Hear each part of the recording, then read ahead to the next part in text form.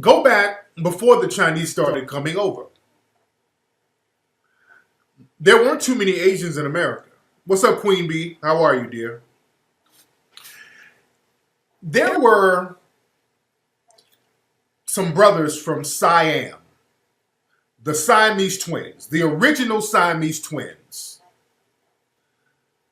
What was their names? Chang and Ing. I think that's what their names. Bunker. Chang and Ing Bunker.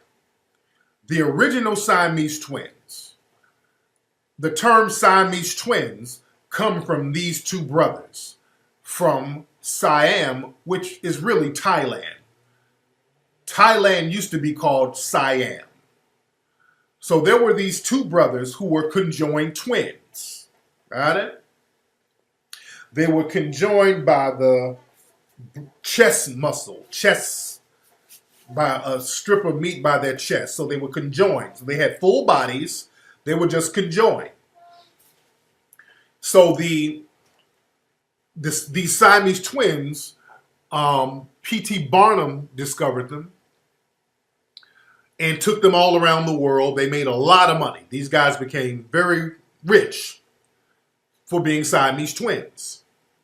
Chang and Ing Bunker. And, you know, they lived a full life. And Chang and Ing eventually moved to the United States. They made a lot of money. They moved to the United States. The Siamese twins. Yeah, Chang and Ing. This was back in the mid-1800s. This is back in the mid-1800s. Chang and Ing, these two Thai or Siamese twins, they moved to North Carolina. They owned slaves.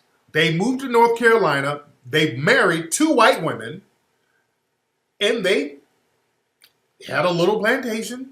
And they owned black people over there. They were slave owners. They had no problem getting over here. They're like, shit, we got some money. Let's get us some fucking slaves. Shit. How did they have sex? They probably was getting it popping. Them motherfuckers had 21 kids.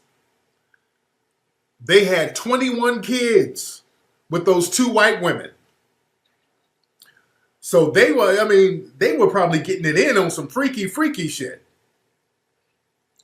You dig? They were getting it in. They were basically running trains every night. Shit. So they were slave owners. And they had 21 kids, a bunch of Hopper kids. You dig? Oh, you can look all this shit up. Everything I'm saying, you can look this up.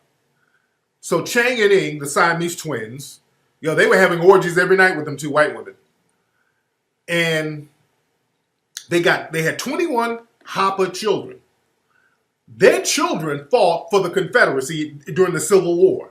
Their children, those fucking Hopper children, fought to maintain slavery. See, this is what I'm getting at. I'm showing you a history of them damn Hoppers always aligning themselves with white supremacy. No matter if the father or the mother's white or if the father's mother is Asian or whatever. In that case, the mothers were white. And they still aligned themselves with white supremacy. You dig? So those Hoppers, they've always been on the fuck shit. Historically. You Google the Siamese twins, Chang and Ing Bunker.